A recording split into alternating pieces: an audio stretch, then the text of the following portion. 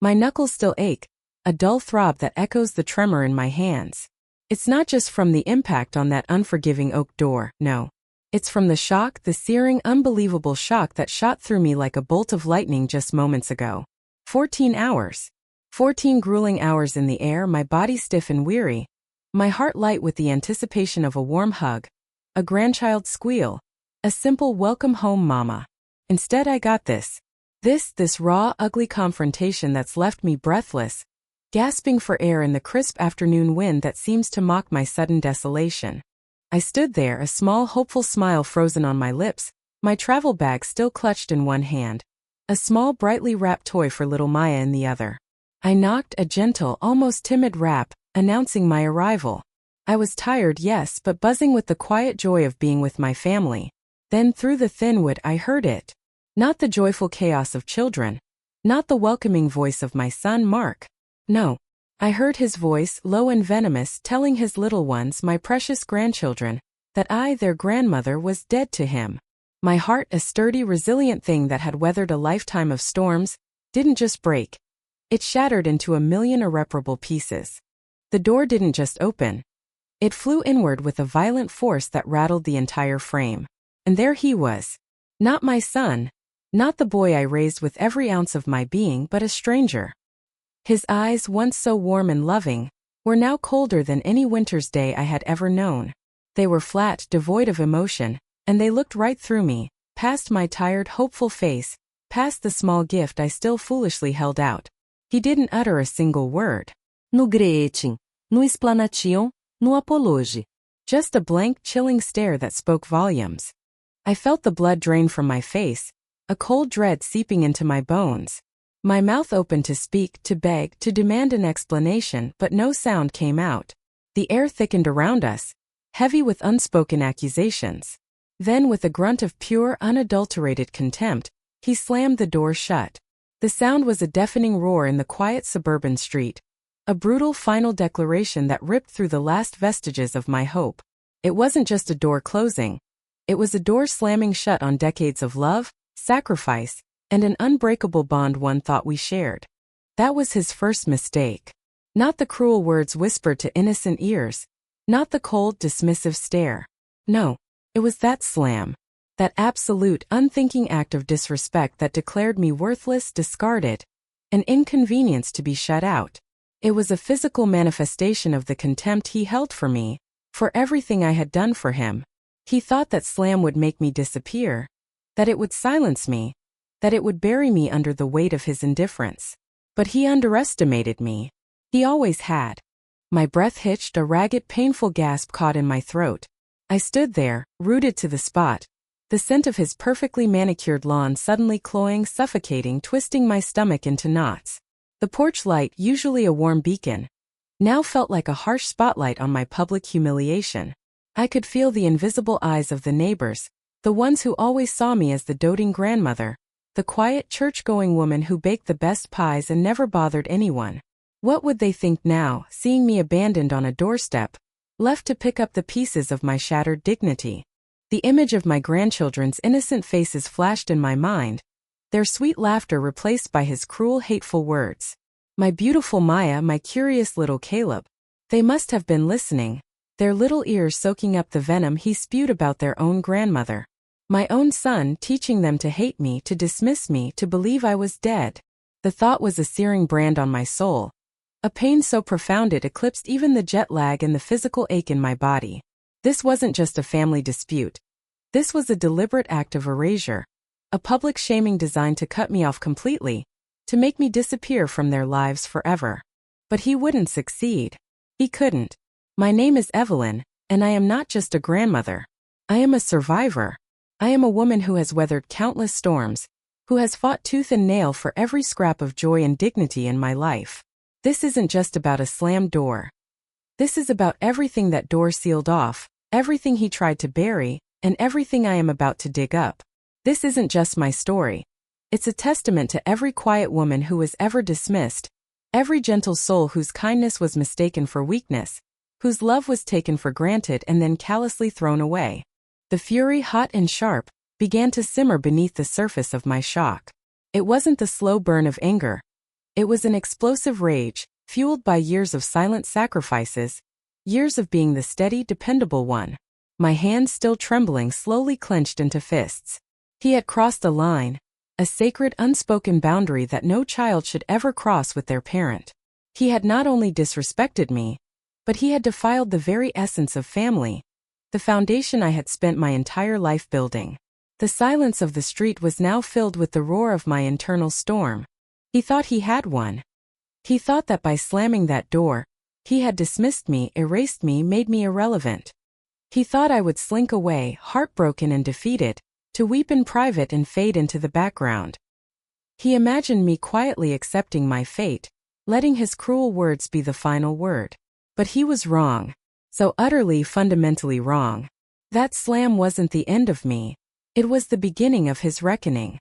It was the moment the quiet, underestimated Black American grandmother, the one he thought was too old and too kind to fight, woke up. A strange calm began to settle over me. A chilling resolve that replaced the initial shock and pain. My tears dried on my cheeks, leaving behind a stark, cold determination. This wasn't just about revenge, though a part of me craved that deeply. No. This was about reclaiming my dignity, about restoring my name, about showing him and everyone else that kindness is not weakness. It was about teaching him that some doors, once slammed with such malice, can never be truly closed again. They just become a gateway to a different kind of fight. He thought he had buried me. He just planted a seed, a tiny resilient seed of fury and unwavering resolve. And now that seed was about to burst through the concrete he had tried to pave over me. The game had changed. He had declared war, and I, Evelyn, was ready to fight. This isn't just a story about a grandmother scorned. It's a testament to the quiet power that lies within every soul that has been pushed to their absolute limit. Subscribe now, and witness what happens when a gentle spirit is unleashed. You won't want to miss what comes next. You know, it's funny how you can live a whole lifetime, thinking you know someone, especially your own child, and then in one brutal moment realize you never really did. Mark, my son, was always my bright star, my reason for pushing through all the hard times. He grew up knowing the scent of my strong coffee brewing before dawn, the soft rustle of my uniform as I slipped out the door to clean other people's houses.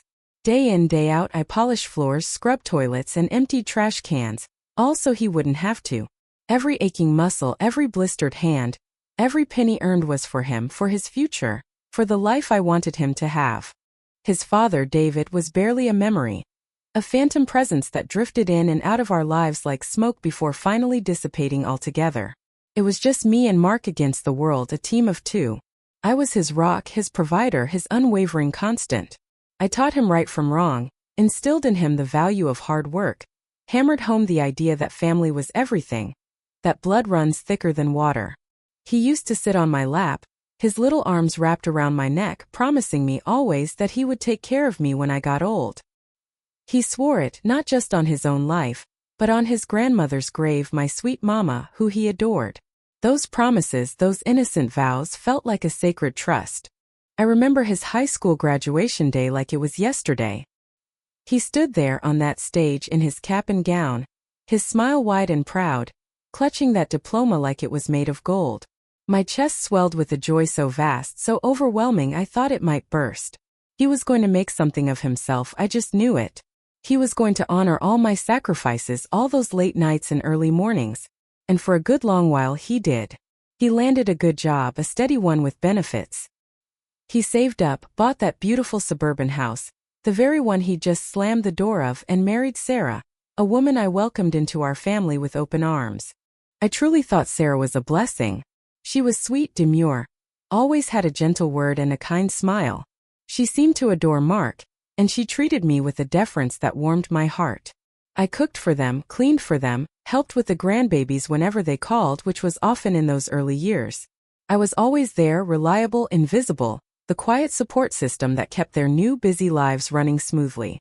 I was the one who didn't ask for much, the one who just kept giving, happy in my role as the loving grandmother, the matriarch holding the family together. But if I'm honest with myself, if I really peel back the layers now, I see the small, almost imperceptible signs I chose to ignore. The times my calls went straight to voicemail, not once or twice but repeatedly, with flimsy excuses later offered. The increasing rarity of their visits, always a reason why they couldn't make it across town. And then there was Sarah. Always sweet, yes, but sometimes, just sometimes, her eyes would hold a look I couldn't quite place. A flicker of something, a quick calculation, a tiny shadow that crossed her face when certain topics came up. But I dismissed it. My heart was too full of love for my son and his new family, too focused on the happy picture I had painted for myself. I remember one specific conversation clear as day now. I was talking about finally downsizing, selling the old house, the one Mark grew up in, and using the money to take that trip I always dreamed of, maybe even volunteering abroad. Sarah's smile, usually so glued in place, faltered just for a second. Her eyes darted to Mark, a silent, almost imperceptible exchange passing between them. She quickly recovered, of course, talking about how sentimental the house was, how much Mark loved it, how it held so many memories. I brushed it off then, thinking it was just her caring nature, her understanding of sentimentality. Now I see it for what it was. A red flag, big and bold, waving right in front of my face, and I, in my trusting blindness, simply looked past it. My trust in them was absolute. How could it not be? This was my family. This was my son, the boy I had sacrificed everything for. The boy who had sworn to take care of me. I saw what I wanted to see, the loving family I had worked so hard to build. The reward for a lifetime of selfless giving. I ignored the growing chill, the faint whispers of doubt that told me something wasn't right, that the foundation of our relationship was perhaps not as solid as I believed. I was a survivor, yes, but my survival instinct had been dulled by love, by the comfortable blindness of trust, by the simple desire to be needed and loved by my own. I was so busy giving, I never stopped to think about what they might be taking or what they might be planning. The slow, insidious creep of their neglect started to chip away at me, though I didn't recognize it for what it was at the time. It wasn't just the missed calls or the canceled visits. It was the way they started making decisions about my life without consulting me. The time my old car broke down and Mark, instead of helping me fix it or even offering to drive me, suggested I just stay home more, that I was getting too old to be out and about so much. It felt like a gentle suggestion then, a concern for my safety. Now, I see it as the first step in isolating me, in subtly removing my independence. And then there was the conversation about my finances. Sarah, always with that sweet, solicitous tone, would bring it up. "Mama Evelyn," she'd coo, "are you sure you're managing everything all right? We worry about you all alone with those complicated papers." She'd suggest bringing in someone to help me, to simplify things. I'd always politely decline, reassuring them I was perfectly capable. But the seed was planted. They were testing the waters, gauging my resistance, seeing how much control I was willing to relinquish. I was so caught up in being polite, in not wanting to seem like a burden, that I missed the underlying agenda. It wasn't just them either. My sister Clara, always the more pragmatic and less sentimental of us, tried to warn me. She'd drop hints, subtle comments about Mark's new lifestyle, about Sarah's expensive tastes, about how quickly they seemed to be accumulating things.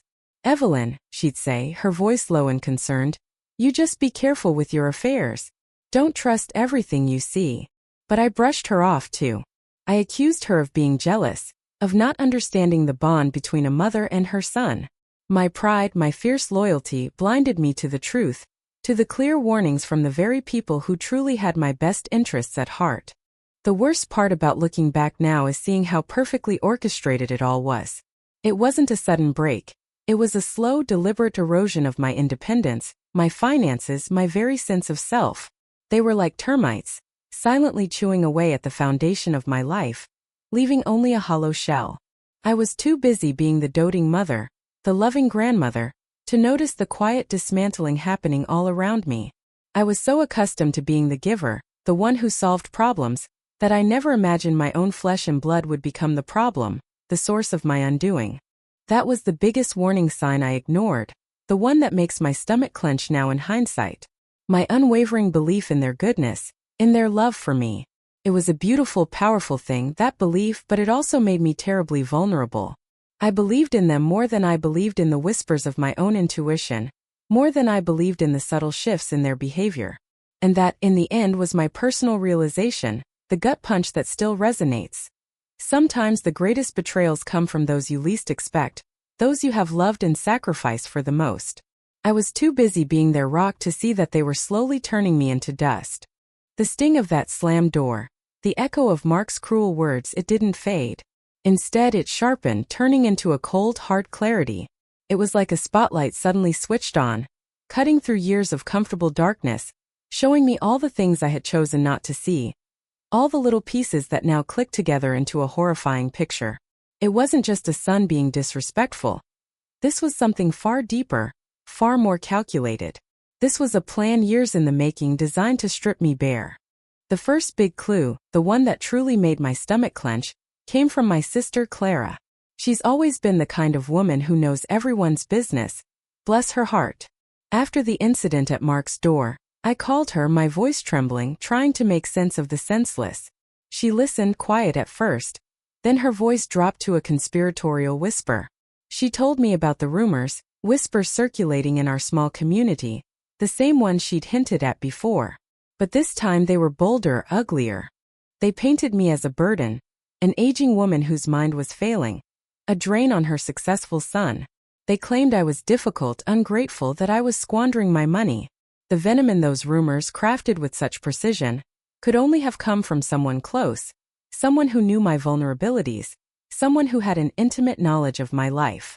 It made my blood run cold. Who would spread such lies about me, their own family? The answer hit me like a physical blow: Mark and Sarah. They weren't just shutting me out. They were poisoning my reputation, making sure no one would believe me when I finally spoke up. Then came the property tax bill. It arrived, not to my mailbox, where it had always come for decades, but to Mark's address. It was a small detail, easily overlooked by most, but for me it screamed. Why would he be receiving my tax information? My hands shook as I called the county tax office, feigning confusion, explaining I hadn't received my bill. The woman on the phone, kind enough, confirmed it. The mailing address for my property taxes had been changed months ago. Mark's address. My heart pounded in my chest, a frantic drumbeat of dread. This wasn't just an oversight. This was a deliberate, calculated move, designed to keep me in the dark about my own home, about my own finances. It was control. Total, absolute control over my most valuable asset, without my knowledge or consent. And who would do that? Someone who had something to hide, something to gain, something to steal. The knot in my stomach tightened, turning into a hard, aching lump. This was bigger than a family spat. This was financial manipulation, a quiet, insidious theft happening right under my nose. I remembered Mark's cousin, Robert, a lawyer. He was always overly charming, always overly eager to help with legal matters. A few years back, he had practically insisted on helping me with my will, making sure everything was in order. I had dismissed it as him just being helpful, wanting to make sure his old auntie was taken care of. But now a chilling thought emerged, sharp and clear. Had he been involved? Had he crafted the legal framework for this betrayal, ensuring that everything they were doing was on paper legal, even if it was morally corrupt? The thought sent shivers down my spine. My house. My beautiful old house. The one I had poured every ounce of my being into, every paycheck, every drop of sweat. The house that represented my independence, my security, my legacy for Mark. It was suddenly under siege, not by strangers, but by those I had sheltered and loved, by those I trusted implicitly. The comfortable blanket of family was slowly being pulled away, revealing a chilling landscape of manipulation and greed. A betrayal so deep it felt like a violation. The worst part, the absolute gut punch, was realizing who the true architect of this scheme likely was. It wasn't just Mark, my own flesh and blood, being misled. It was Sarah. Sweet, demure Sarah, who always praised my cooking, who always had a kind word and a gentle touch. She was the quiet puppet master, the one pulling the strings behind the scenes, her charming facade masking a heart colder than any I'd ever known. Her seemingly innocent questions about my finances, her gentle suggestions about simplifying my affairs, they weren't just suggestions. They were carefully planted seeds, designed to harvest my life savings, to seize control of my property, to make me utterly dependent and vulnerable. I saw it all now, clear as day. The way she'd subtly turn conversations away from my wanting to travel, hinting that I should save my money. The way she'd bring up the hassle of home ownership for an older woman, suggesting it would be so much easier if someone else managed things. She was building a narrative, a reason for them to step in and take over. It was sickening. Every kind word, every sweet smile, now felt like a poisoned apple. She had played me for a fool, a naive old woman who loved her son too much to see the serpent in her garden. The rising dread was a physical weight in my chest. Each revelation, each tiny clue I pieced together, added another layer to the nightmare. My own home, my own future was being stolen from under my nose piece by agonizing, calculated piece.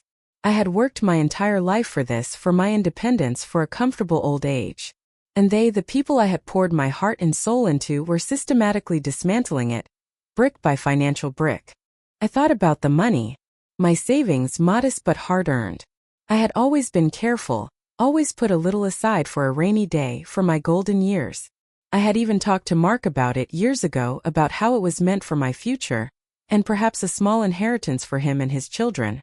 Now a cold dread whispered in my ear. Where was that money now?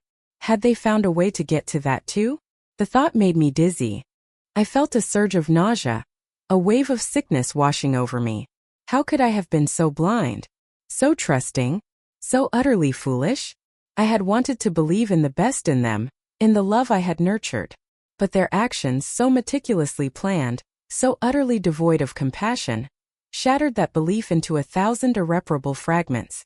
My gentle spirit, usually quick to forgive, hardened with each new layer of betrayal uncovered. There would be no forgiveness for this. Not for this calculated cruelty. The quiet woman, the one who had always found a way to compromise, to understand, to forgive, was gone. That slammed door had not only shut me out, but had also slammed shut the door on my willingness to stay silent. The realization came with a surge of cold power. I was done being the silent, accommodating mother. I was done being the underestimated grandmother. This was not just about getting my house back or my money back. This was about reclaiming my very being, my dignity, my name. This was about making them understand the profound mistake they had made. They thought they had buried me. They just woke a sleeping giant. Everything crumbled. Not slowly, not gracefully, but with a terrifying, bone-shaking crash. The day the official eviction notice arrived, taped crudely to my front door, was the day my life shattered into 1,000 irreparable pieces. It wasn't a polite letter. It was a cold legal document, telling me I had 30 days to leave the only home I had ever truly owned, the sanctuary I had built with every ounce of my being, every penny, every dream. My own house, my safe harbor, was no longer mine. It felt like a physical punch to the gut, a betrayal so profound it left me breathless, gasping for air in the empty hallway of what used to be my home. I remember staring at the paper, my eyes blurring, the words swimming before me. It couldn't be real. This couldn't be happening. Not after everything. Not after I had poured my entire life, my very soul, into that house, into that family. The silence in the house was deafening, mocking my disbelief.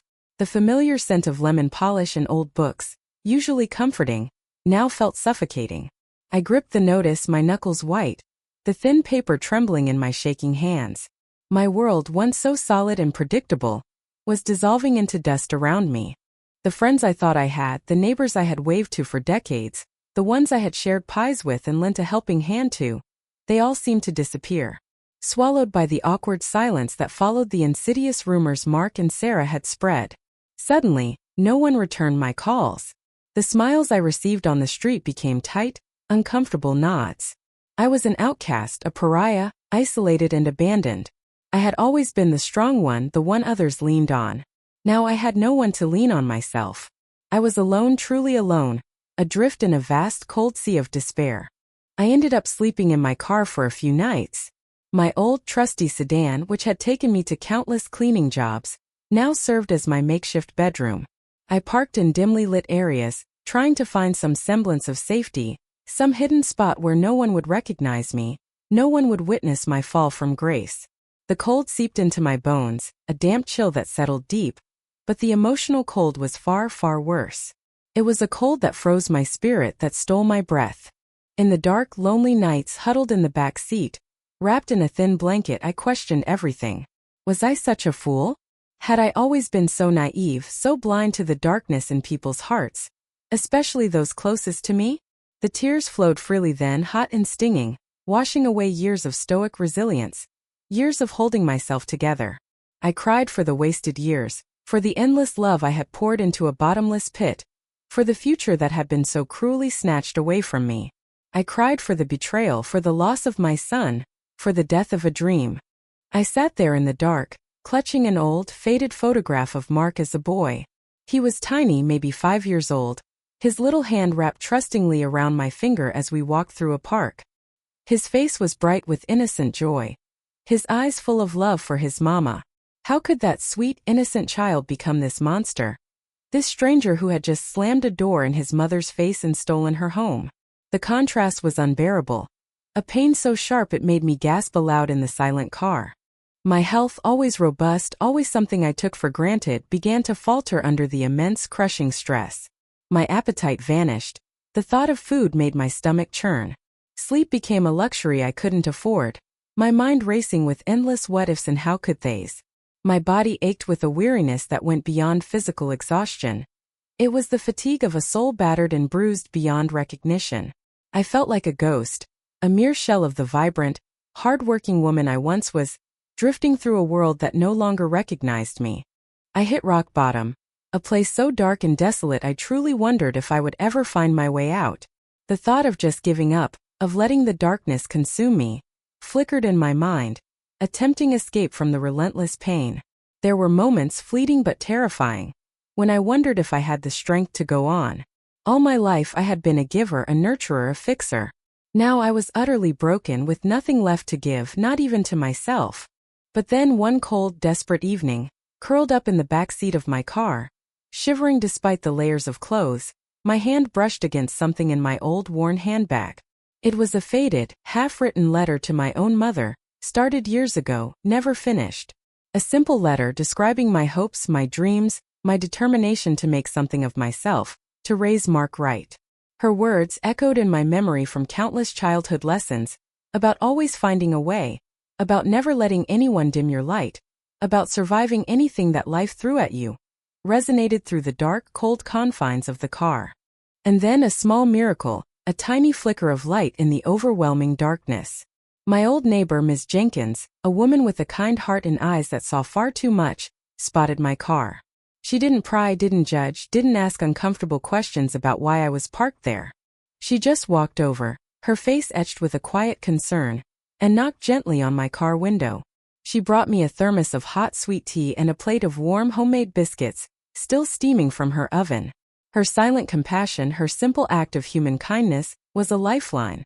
A gentle reminder that not everyone had abandoned me, that goodness still existed in the world. In that small, quiet act of warmth and understanding, a tiny spark flickered within me. I was broken, yes, but not utterly destroyed. The pain was still there, a constant companion, but now mixed with it was a growing ember of defiance. I might be down, but I wasn't out. My spirit, though wounded, was far from broken. If you've ever had to rebuild from ashes, if you've ever felt the crushing weight of betrayal and still found a reason to breathe, to fight, stick with me. This is where the fight truly begins. This is where the phoenix rises. The world has a funny way of revealing its true colors when you're at your lowest.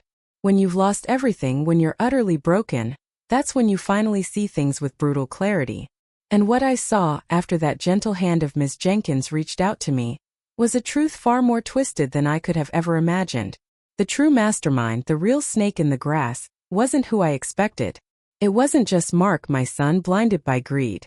It wasn't just Sarah, my seemingly sweet daughter-in-law, pulling strings behind the scenes. No, it was Robert, my nephew, my own sister's son, the charming, seemingly helpful lawyer who had so graciously offered to handle my will, to sort out my affairs. He was the architect. He was the one who had advised Mark and Sarah, the one who had meticulously planned every legal maneuver, every subtle step that led to my dispossession. He had crafted the web of deceit, ensuring that every move they made, every piece of my life they stole was, on paper, perfectly legal, perfectly clean. He had played the long game, cultivating my trust, appearing as my benevolent protector, all while systematically dismantling my life piece by agonizing piece. He was the wolf in sheep's clothing, the one I had pitied for his struggles, the one I had offered a helping hand to so many times over the years. The realization hit me like a physical blow, a cold, hard truth that solidified my resolve turning my pain into pure, unadulterated steel. I remembered his visits, always with a slick smile, always asking about my finances, my property, my future plans. He would speak in reassuring tones about protecting my assets, about simplifying things for me as I got older. I had seen it as caring, as a kind young man looking out for his aging aunt. Now I saw the glint in his eyes, the calculating look that was hidden beneath the charm. He wasn't just helpful, he was predatory. He was setting the stage, laying the groundwork for the ultimate betrayal, using his legal knowledge not for justice, but for theft. My stomach churned with a sickening blend of anger and disgust. But even in that moment of chilling realization, as one door slammed shut on my past naivete, another, entirely unexpected one began to creak open. It was my granddaughter Lily, my sweet, quiet Lily, who always had a book in her hand and a thoughtful look in her eyes. She called me, tentatively at first, her voice a hushed whisper, as if she were afraid of being overheard. Then her voice gained a fierce determination that mirrored my own, a spark of justice igniting within her. She had seen the way her father and stepmother treated me, the subtle slights, the hushed, whispered conversations that stopped abruptly when she entered the room. She knew something was wrong. She told me she had found some old papers, financial documents, tucked away in Mark's study. She didn't understand them all, she admitted, her voice trembling slightly, but she knew enough to recognize that something was deeply, terribly wrong. There were names, dates, amounts that didn't make sense, papers with my name on them but signed by someone else, or with changed addresses. Her innocence, her clear-eyed sense of right and wrong, became a beacon in my darkness.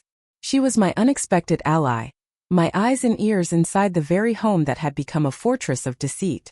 She was my lifeline, a brave, loyal girl who refused to stand by silently.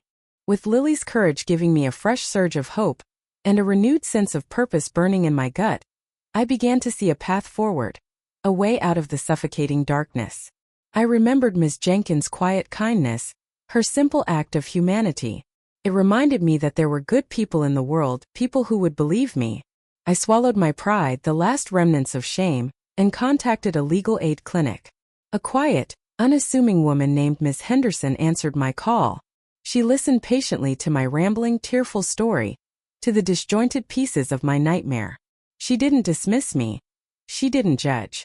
She just listened, her eyes steady and kind, and when I finished she simply said, "Mrs. Miller, I believe you." Those 4 words were like a balm to my raw, wounded soul. I believe you.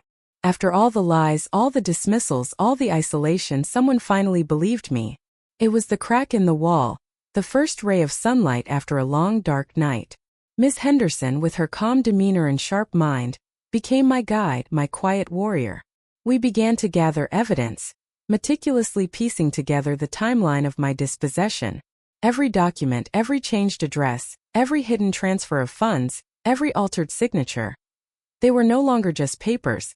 They were weapons in my arsenal, ammunition in the war for my life. I was preparing for justice, not out of blind rage, though the fury still simmered, but out of a clear, unyielding desire to reclaim what was mine, to expose the truth, to show them that my spirit, though wounded, was far from broken. The trembling woman who slept in her car, who questioned her worth, was gone. In her place stood Evelyn, a quiet force, a grandmother armed with truth and a burning desire for justice. I wasn't just fighting for myself. I was fighting for every unsuspecting soul who had ever been preyed upon by those they loved and trusted.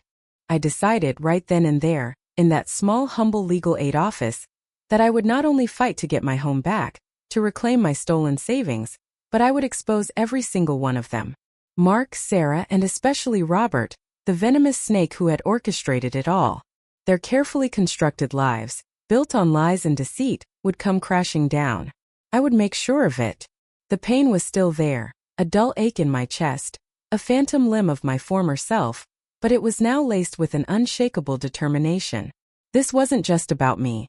It was about drawing a line in the sand, about showing them that there are consequences for such profound betrayal. My bold decision was made. The game had changed. They thought they had won. They thought they had extinguished my light. But all they did was push me to the very edge, where I found the strength I never knew I had. They wanted a quiet disappearance.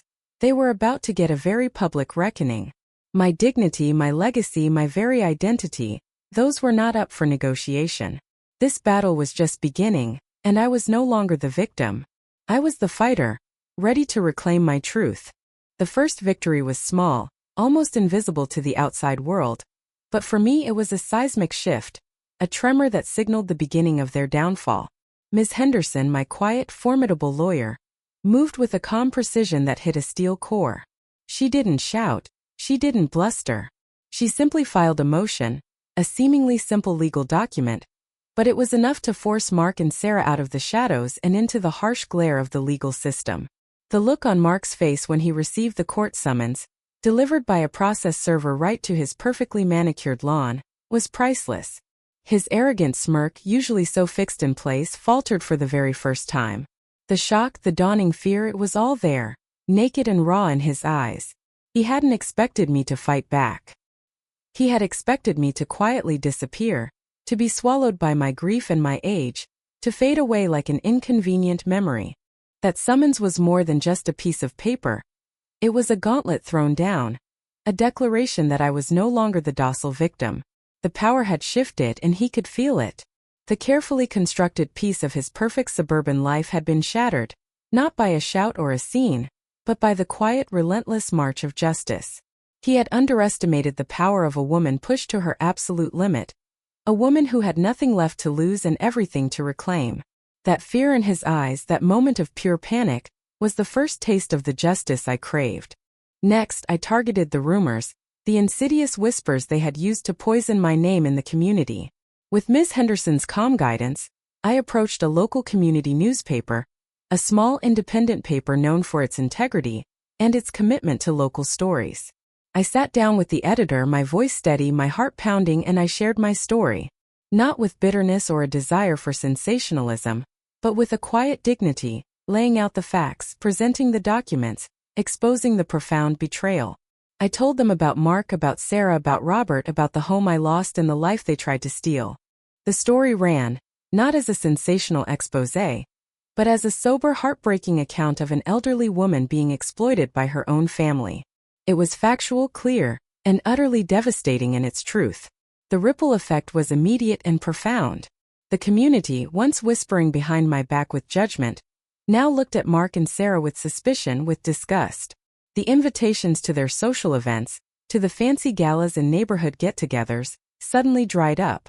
Their carefully constructed facade of the perfect, successful family life began to crack wide and ugly, for everyone to see. Social shame, slow but effective, began its work. Then came the financial strike, a blow delivered with surgical precision. With the help of a brilliant forensic accountant Ms. Henderson recommended, we uncovered a series of elaborate financial manipulations, accounts drained, assets mysteriously transferred, signatures forged. It was a complex web, spun with cunning and malice, designed to hide every trace of their theft. But we untangled it, piece by agonizing piece, tracing every stolen dollar, every hidden account. It was painstaking work, reliving every betrayal through bank statements and legal documents, but I pushed through, fueled by a relentless fire. We secured a freezing order on some of their assets, a crucial preemptive strike to prevent them from further hiding the money they had stolen. I watched their faces in court, pale with suppressed fury and barely contained fear, as the judge delivered the order. The air in the courtroom crackled with unspoken tension. They were no longer untouchable. They were exposed, their financial schemes brought into the harsh light of day. The fear in their eyes, that dawning horror, was the greatest satisfaction. Mark, the son who had slammed the door in my face, looked at me across the courtroom, not with contempt anymore, but with a raw, desperate fear. Sarah, usually so composed, so perfectly put together, fidgeted nervously in her seat, her perfectly manicured hands trembling, her sweet smile gone, replaced by a mask of tight-lipped fury. The air around them seemed to thicken with their desperation. They had underestimated the power of a quiet woman pushed to her limits. They had thought my love was a weakness, but it was turning into my greatest strength, forged in the fires of betrayal.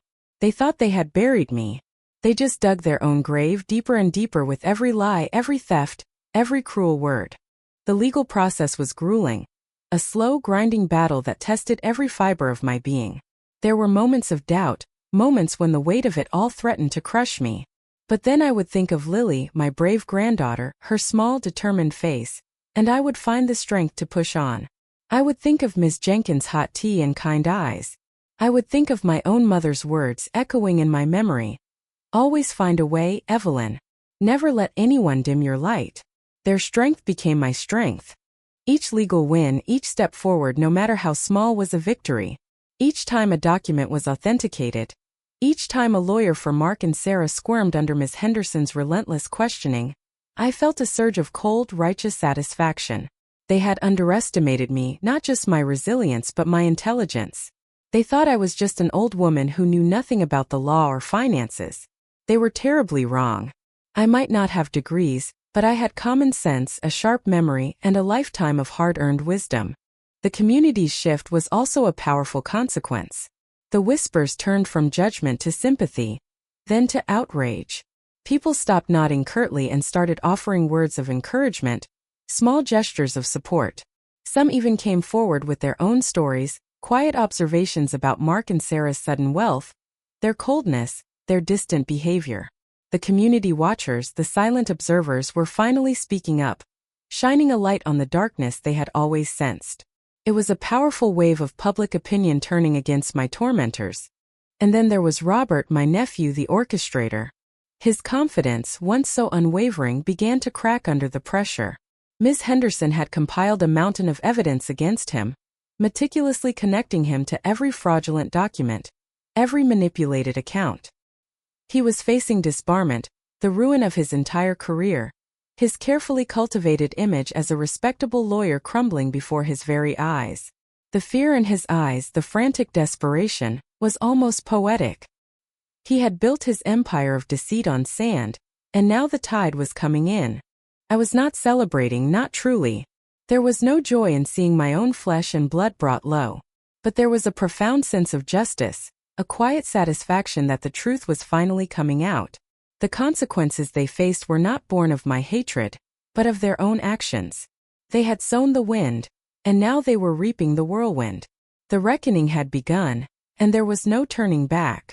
Their carefully constructed world, built on lies and stolen dreams, was teetering on the edge, about to collapse under the weight of its own rotten core.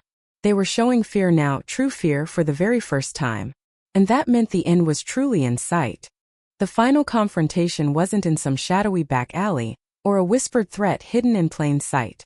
No, their carefully built world, constructed on lies and stolen dreams, came crashing down in the unforgiving glare of a courtroom.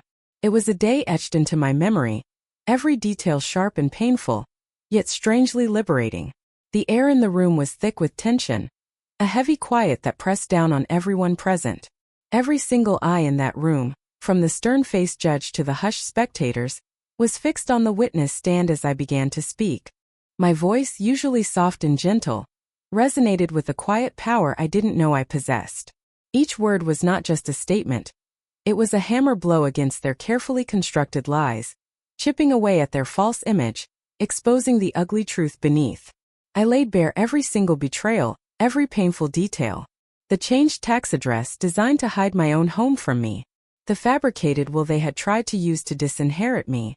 A piece of paper meant to wipe me clean out of existence. The manipulated financial records, the accounts drained, the money vanished. I presented the evidence piece by undeniable piece, cold, hard, and utterly irrefutable. My granddaughter Lily sat in the front row, her small hand clutching mine tightly, a silent, unwavering testament to the truth, a brave beacon in that sterile room. Then came Robert, my nephew, the slick-talking lawyer, the snake who had coiled himself so tightly around my life. He squirmed on the witness stand, his usual charm replaced by a sweaty, desperate pallor. He tried to deflect, to spin stories, to twist the facts into something unrecognizable. But Miss Henderson was relentless. She didn't raise her voice. She didn't have to. Her questions were like sharp scalpels, cutting through his defenses, exposing his complicity, his central role in crafting the legal theft that had almost ruined me. The silence in the courtroom was deafening as his carefully constructed persona, the image of the respectable, successful attorney, crumbled, revealing the greedy, calculating man beneath. He was disbarred. His career, built on a foundation of deceit, collapsed around him like a house of cards. He sat there, a broken man stripped of his power, his reputation in tatters. The true climax arrived when Mark and Sarah finally took the stand. They walked to the witness box, their faces pale, their usual air of confident superiority replaced by a visible unease. Their voices faltered, their carefully rehearsed answers sounding hollow, transparent under the weight of the overwhelming evidence we had presented. Their lies were flimsy, easily torn apart by Miss Henderson's precise questions, by the sheer force of the truth. I watched, my heart a strange mix of sorrow and grim satisfaction, as their public shaming unfolded before the community's eyes. Their carefully curated image of respectability, of success, of the perfect suburban family shattered, revealing the ugly, greedy people they truly were. Mark, my son, who had once been my greatest pride, who had once sworn to protect me, now stood exposed as a betrayer, a thief, a son who had tried to erase his own mother. Sarah, the charming daughter-in-law whose sweet smile had masked such cold ambition, was revealed as the cunning manipulator she truly was, the quiet architect of my downfall. They tried to deny, to deflect, to blame, but their words dissolved in the face of the undeniable evidence. The jury, a group of ordinary people, looked at them with a mix of pity and disgust. The judge's gavel struck, a sharp, decisive sound of finality that echoed through the stunned courtroom. The verdict was read. They were found guilty of fraud, of elder abuse, of conspiracy. They were ordered to return every penny, every asset, every piece of my stolen life. My home, my savings, my peace of mind. It was all to be restored. It was a complete emotional reversal. The weak, homeless woman they had tried to break, the quiet grandmother they had dismissed, now dominated the room, not with shouts, but with the quiet, dignified power of truth. Their faces, contorted with defeat and a dawning understanding of their ruin, were a sight I would never forget. I walked out of that courtroom, not with a triumphant roar, not with wild celebration, but with a quiet grace, a profound sense of peace. My head was held high, my back straight, my shoulders unburdened for the first time in years. The trembling woman who had slept in her car, who had questioned her worth, was gone. In her place stood Evelyn, a survivor, not bitter, not vengeful, but fortified by the fire of experience. I looked at Mark and Sarah one last time as they were escorted out, their faces etched with absolute defeat, their carefully constructed lives in ruins. There was no anger left in me, no searing hatred, just a profound sense of closure, a quiet sadness for what had been lost, but an overwhelming sense of liberation. I was free. Free from their manipulation, free from their lies, free from the dark shadow they had cast over my life. Free to rebuild my life on my own terms, to finally live the life I had worked so hard for. The weight of years of silent suffering lifted from my shoulders, replaced by an expansive, exhilarating sense of peace. I walked away not alone, for Lily was beside me, but stronger, more whole, and finally truly free. The justice wasn't just about the money or the house. It was about reclaiming my identity, my dignity, my very soul. They had tried to erase me, but all they did was forge me into something unbreakable. The battle was over and the truth had won. Years have passed since that day in court, since the gavel struck and the truth, harsh and unyielding, finally broke through the layers of deceit. Time, they say, heals all wounds. I wouldn't go that far. Some wounds, like the deep gash of betrayal by your own child, leave scars that never truly fade. But time, it certainly makes them less painful, less raw. It allows new skin to grow stronger and more resilient over the damaged places. And it gives you space to reflect, to truly understand the lessons hidden within the wreckage. The old house, my home, is truly mine again. Every brick, every window pane, every creaking floorboard whispers stories of a past I almost lost. I've restored it, not just the physical structure with new paint and repairs, but the soul of it. It's no longer just a house. It's a sanctuary, a testament to endurance, a beacon of reclaimed peace. It's filled with light now, with the scent of my baking, and most importantly with laughter. The genuine, unburdened laughter of my grandchildren, especially Lily, who visits often. She's studying law now, bright and determined, inspired, she says, by Miss Henderson and, I hope, by my own fight for justice. Her spirit, her unwavering sense of right, reminds me that even in the darkest corners of human nature, there is always hope, always a glimmer of pure goodness. Mark and Sarah. Their story is a cautionary tale, a stark reminder of what happens when greed consumes the heart. They lost everything. Their grand house, their fancy cars, their high-flying jobs, their carefully crafted social standing. The community, once so quick to believe their whispers and their polished lies, turned its back on them with a coldness that mirrored their own. The silence that followed them was, in its own way, more deafening than any shout. Mark, my son, carries the weight of his actions like a visible shadow that clings to him, heavy and inescapable. I hear he struggles to hold down a job, his reputation preceding him. Sarah, I hear, spends her days trying to resurrect a semblance of her former life, but her charm now rings hollow, an empty echo in a world that knows her truth. There was no redemption for them, not in the way I found it. They are still lost, chained by their greed and their deceit, wandering in a self-made wilderness. And Robert, my nephew, the orchestrator, the snake who charmed his way into my trust? His law license was permanently revoked, his career, built on a foundation of malice, utterly ruined. He's a pariah in the legal community, a name whispered with disgust. He fled the state, unable to face the consequences of his actions, swallowed by the darkness he created. Justice, in its own quiet, relentless way, had a long memory, ensuring that every action, every betrayal, carried its own heavy consequence. I learned that survival isn't just about living through something terrible. It's about choosing your worth every single day, every waking moment. It's about standing up for yourself, even when your voice trembles, even when your knees feel weak, even when the world tells you to lie down and give up. It's about understanding, truly understanding, that kindness isn't weakness, but a profound, unyielding strength that can move mountains and break chains.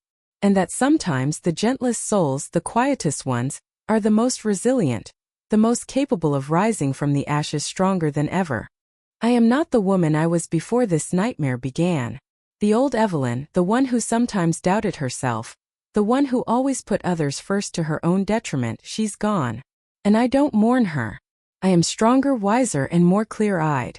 The betrayal cut deep, yes, leaving scars that will always remind me of the battle I fought. But it also carved out a new space within me, a space for a different kind of strength, a profound sense of self-worth that no one can ever take away. It forged a power I never knew I possessed, a quiet, unshakable power that comes from knowing you survived the absolute worst. I spend my days now volunteering at a local center for elder advocacy, a place where quiet, often invisible battles are fought every single day. I share my story not as a victim seeking pity, but as a survivor, a beacon of hope for others who have faced similar betrayals. I listen to their trembling voices, their heartbreaking tales, and I tell them every single day that their voice matters, that their dignity is non-negotiable, that their life has inherent worth, and that no one, no matter how close, no matter how charming, has the right to steal their peace, their property, or their very sense of self. My story, once a private wound festering in the dark, is now a light, a guiding star for others navigating their own storms. It reminds them that they are not alone, that there are people who believe them, and that justice, though sometimes slow, can indeed prevail. This journey taught me that freedom isn't just about being free from something. It's about being free to be yourself, authentically and unapologetically. It's about finding your voice, even if it's just a whisper at first, and letting it grow into a roar that demands to be heard. If you're a survivor, if you've had to fight for your peace, for your dignity, for your right to simply exist without being exploited or diminished, if you've ever felt like the world was against you but found the strength deep down to rise again, then this is for you. Your story matters too. Let's make sure no one else has to walk this painful path alone, shrouded in silence and shame. Subscribe now, share your own journey in the comments, and let's build a community where every survivor's voice is heard, where every broken spirit can find hope, and where every act of betrayal faces the light of truth. We rise together.